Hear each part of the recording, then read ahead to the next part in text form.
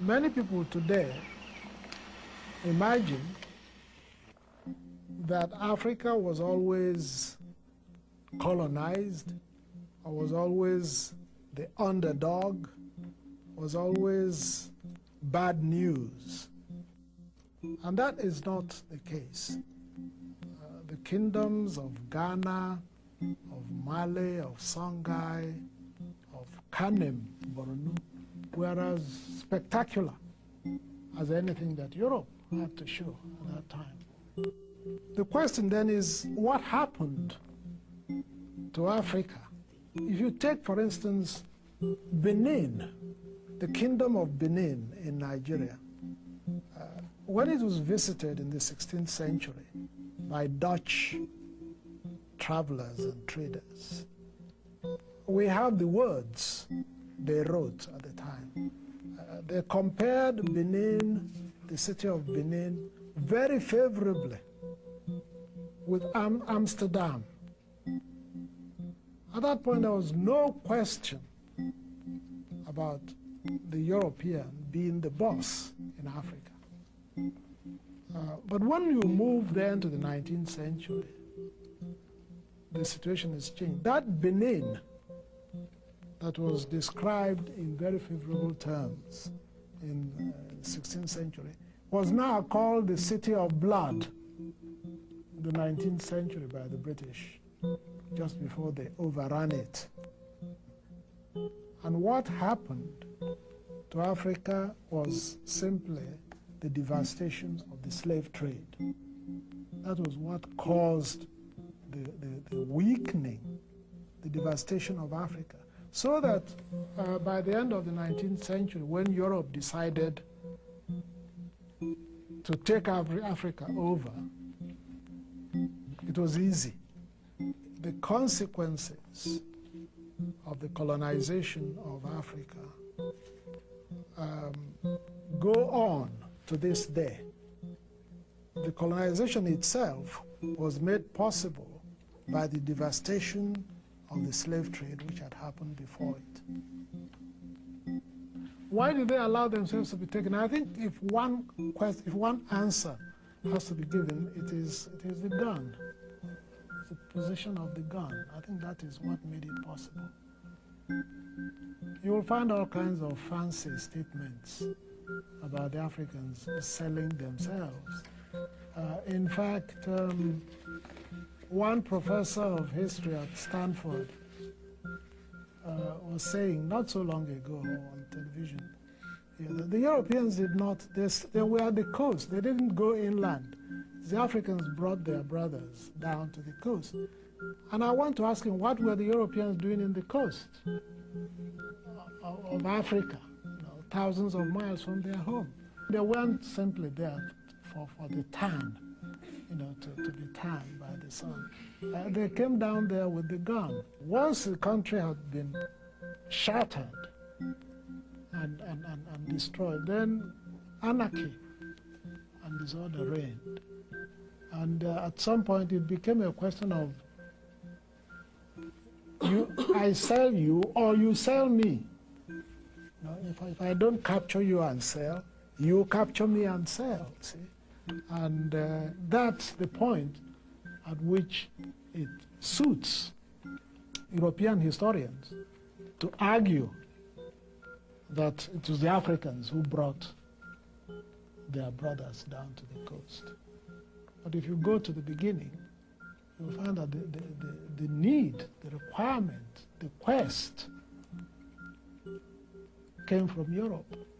There was slavery everywhere in the world before, but on a small scale, everywhere.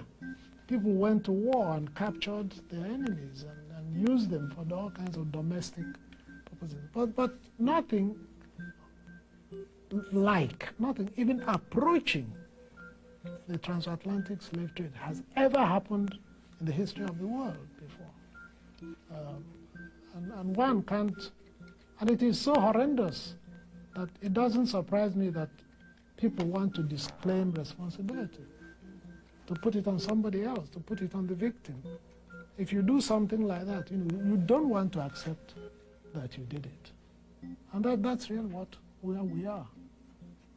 It's a very long and tortuous story, but someday it will be told.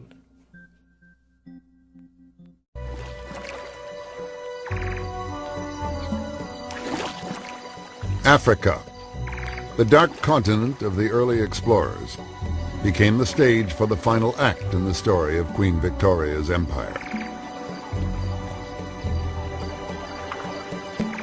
In the footsteps of missionaries like David Livingstone, the powers of Europe conducted a brutal race for colonies, a race that would become known as the Scramble for Africa. In Britain, this last burst of expansion was inspired by two men whose stories would bring the British people to a climax of imperialistic fervor. The first, General Charles Gordon. Sent on a diplomatic mission to a poor Arab country, he launched a personal crusade to free an oppressed people. His defiant stand would draw his queen and her empire into a holy war and lead them on a romantic but violent quest to impose a new world order. The second, Cecil John Rhodes, started out as a simple cotton farmer, and he became the greatest empire builder of his generation. To fund his dreams of conquest, he embarked on a ruthless pursuit of diamonds, gold, and power that made him the most formidable and the most hated man in Africa. Between them, Cecil Rhodes and Charles Gordon exemplified the virtues and the vices of their age. They would lead the British to new heights of glory, and they would expose the dark underside of Victoria's empire.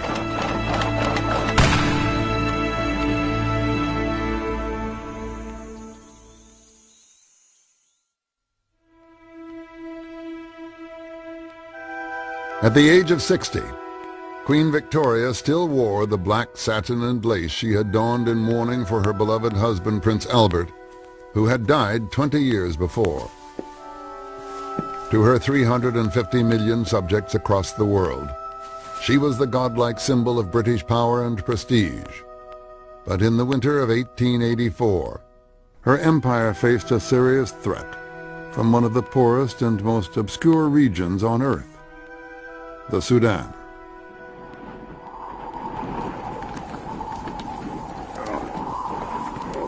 There is this saying among the Arabs, when Allah made the Sudan, he laughed. In Queen Victoria's time, most of its 9 million people were nomads roaming a wilderness as large as Western Europe. The Sudan had no roads, no railways, and most of it was unmapped.